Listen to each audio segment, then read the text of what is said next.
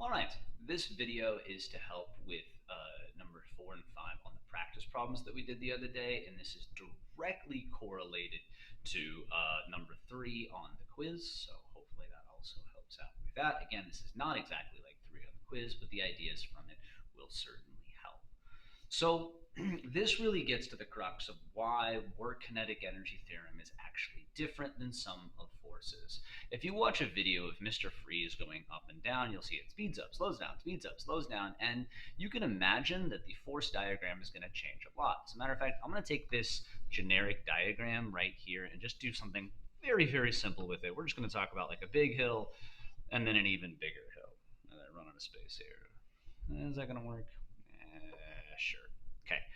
And if you don't understand, basically we've got a car that's shot crazy fast right here. Okay, it's going to go up the hill, it's going to go down the hill, and then it's eventually going to stop at the top of the path, just like right over here for Mr. Freeze. Okay. Now, if you look at the force diagrams, you'll see this. Force of gravity is down, force of normal is up, and force friction, if it's there, it's going to be back like this. Now, why did I pick that spot? I picked a random spot because I want to point out to you the fact that this force diagram is changing. As a matter of fact, if you kind of go to this side over here, the force gravity, force normal would be this way, perpendicular. Force gravity would be straight down. Did I say force gravity? Force normal, perpendicular. Force gravity is straight down. Should be using a different color. My apologies. Okay, and if it's there, force friction will be straight back. So how are we supposed to tackle this problem? Well, let's talk about limitations of our old methodology of doing a problem like simply on a hill. If it's on a hill, the force diagram doesn't change. You'd have something like this, which means I could use this to get acceleration because that's not changing, so that's not changing. And if that's not changing, we can use kinematics. Of course, if it is changing, then that is changing, and we can no longer use kinematics, which is your biggest clue, the fact that we have to use the work kinetic energy theorem. Why does the work kinetic energy theorem work? Sorry, no intentional pun there. Well, because we are comparing the spot here at the beginning, we'll call that our initial position, and this spot at the end. And all this other stuff that happens in the middle, who cares? Who cares? Okay, so how do we do that?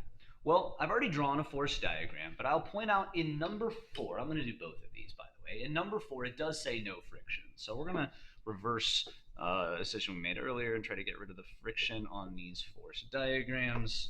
Here, come on, let's see, just get rid of friction there. Yeah, there we go. Okay. So, part A, how much work net is done to get to the max height? For starters, work net has like 3 different ways you can calculate it right now. You could technically, as always, add up all the individual ones. I don't know why I put a 1 there. Technically, we have forces here, so we have work of normal and work of gravity, and if it's there, work of friction, which on this problem it isn't. Okay? Or, as we've discussed, we could use sum of forces times displacement times cosine theta. But, as we already mentioned, this is changing, so that's out. And I don't know work normal, and I don't necessarily have force gravity here, so that's not going to be super easy in this particular case. But hey, look, we can get it by taking the change in kinetic energy. So what we're going to do, okay, is we're simply going to get the work net by getting kf minus ki.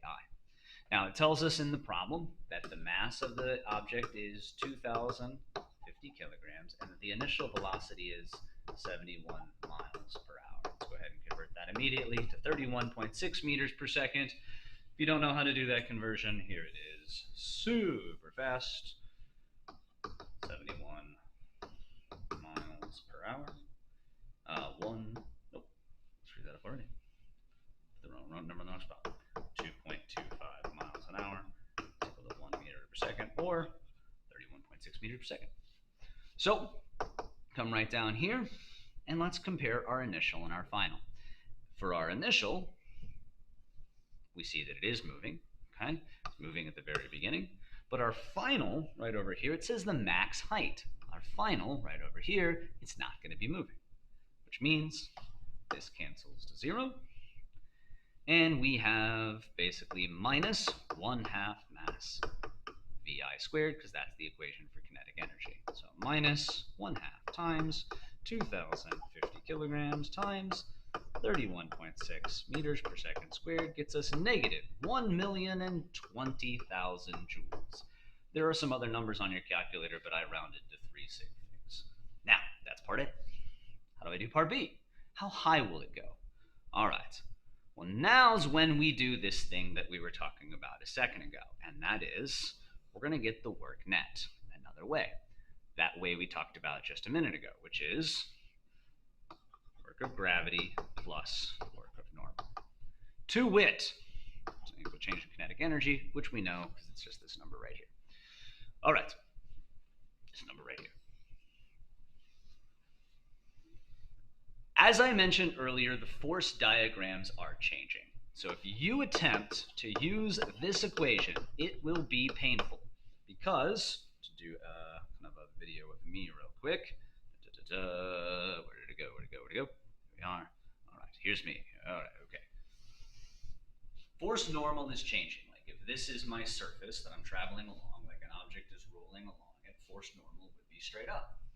But, okay, what happens, here's force normal straight up, here's the surface, what happens when you start to go up the ramp? Tick, tick, tick, tick, tick, tick, tick, tick, tick, tick, tick, tick.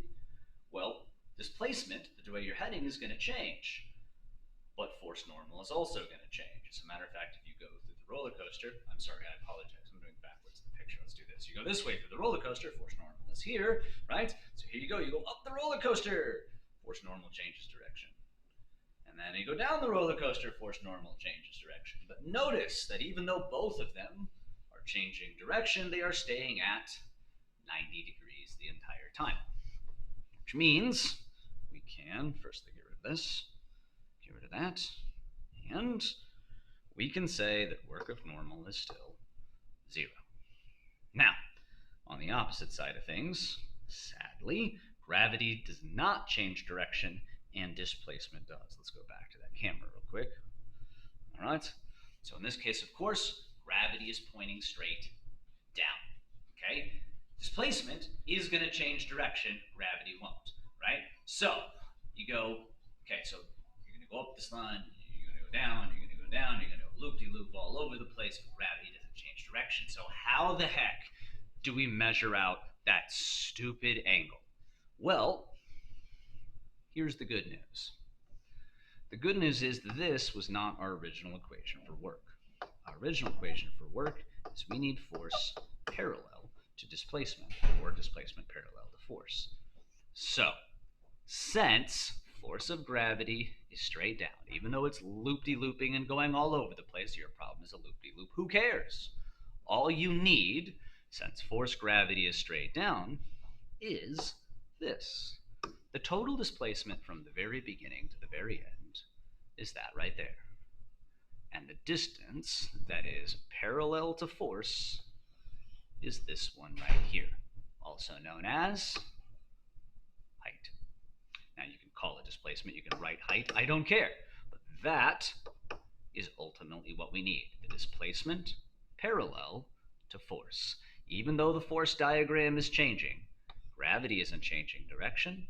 Displacement we need is the one parallel, no matter what it goes. Now, if we look at a different spot, sure, height's going to change. Like if I wanted to go from here to here, you'd see that height is in fact 0 in that case, which would mean that overall gravity does not actually do any work in that case. But here, we can come back down. We can come back down. Come on. Okay, and we can now use the equation. Use the equation. Come on. All right. Force of gravity times displacement parallel times, sure, cosine theta. And this can be calculated with mg. And this is height. And this angle here would be 180. Why is it 180? Because force of gravity is down. And your height is going to be traveling up. By the way, if a problem was going, say, in a loop-de-loop or something like that, then obviously that height would be down, in which case the angle would be 0 degrees. Don't know why I mentioned that, just totally throwing that in there. Anyway, so we would get a negative here, and that would be equal to change in kinetic energy, which we already have. There you go. So height would be equal to change in kinetic energy over negative mg. Pretty easy peasy. Negative 1,020,000 joules divided by negative 20,000, sorry, 2,000. Good night, that's not helpful. Okay, and this would end up with about 50 meters-ish. Can't remember exactly what the number is. Let's see what exactly the number is. The number is 50.8. There you go. 50.8. Now, we're not probably going to finish the entire next part of this because I want to try to keep this video as short as possible, and I've already gone 11 minutes. But I do want to talk about what changes if there is friction. Okay, so in this problem, it tells you that it's only going to get 45 meters high, so not as high as no friction, which kind of makes sense, which was 50.8. So we've lost 5.8 meters. And it tells you the total track length. Okay, so in other words, to show you where that's at in our picture, it just told you that this height is 45 meters. Okay, and then it also told you, let's use another colorful, let's use green here, the 400 meters is this, the actual track length, the entire track length. Now, why might that be helpful? Let's come right back down here, and we'll start again, sort of at the beginning. Okay, and that is going to be work net equals the change in kinetic energy. This is going to unfold the exact same way as before. We'll do work of gravity plus work of normal, but now we have to add work of friction. Other than that, it's going to end exactly the same way. Okay, let's cancel what cancels. Once again, we are still getting to the max height, so that's 0. Force normal, or work normal, like we talked about before, is going to be 90 degrees, even though it's kind of, changing its direction throughout. Okay, we're going to get work of gravity that same way. That's force of gravity right there. Okay, times the displacement parallel times cosine theta of gravity, which once again, -1 because this is up and this is down. It wants us to find work of friction on this problem. And that's equal to -1/2 mass VI squared. So with this problem, all that has changed is instead of trying to find height, they tell us height, so we can simply find the work of friction. Work of friction is going to be equal to -1/2 VI squared. This is just algebra, by the way. Since that is subtracted, I will add m times g times height parallel. I will get okay, -1/2 times 2,050 kilograms times 31.6 meters per second squared plus 20,050 kilograms times g times the height of 45 meters. Calculate all that out. Now, let me point something out. If there's no friction, this should be exactly the same. The amount of energy lost is the amount of energy gained or done in that particular case. But those are not the same, so obviously something else has to be stealing energy. In this case, it's friction. And you're going to get negative, you absolutely should, 119,000 joules. Energy has been taken out by friction. So why were we given that length? Well, that's actually part A. I lied to you. I didn't think I was going to complete this. Apparently I am. Then it asks you what the force friction is in this particular case, and this is where we bring up this, bring up the thing again, the camera. All right. So, again, to highlight 2 that we've done already, force normal. If this is the way I'm going, my displacement, okay, and on a track, okay, so as I go, this is going horizontal, and then I'm going up, and then I'm coming back down the hill, and then I'm going in a loop-de-loop. Okay, that's the way I'm going. Force normal stays perpendicular the whole time. Even though it's changing, it just stays perpendicular to the way you're going. Gravity does not. Gravity stays straight down.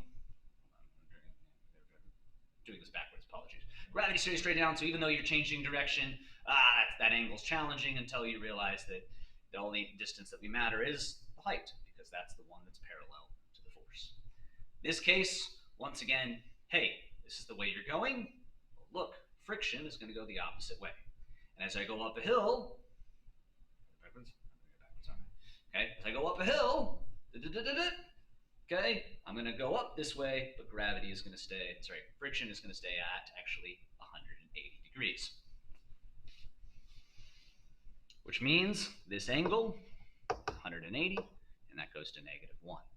But what distance stays parallel to that force? We didn't have to worry about this with work normal because it was just 0. What distance stays parallel to the force? The distance that stays parallel to the force, since that force is parallel to the surface, is the length of the track. The length of the track is parallel to the force, which is why on this problem, coming all the way back down here, to finish this off, that number should be 400 meters in this particular case. So force of friction, work of friction, divided by that displacement in -1. So you get -119,000 joules divided by 400 meters times -1.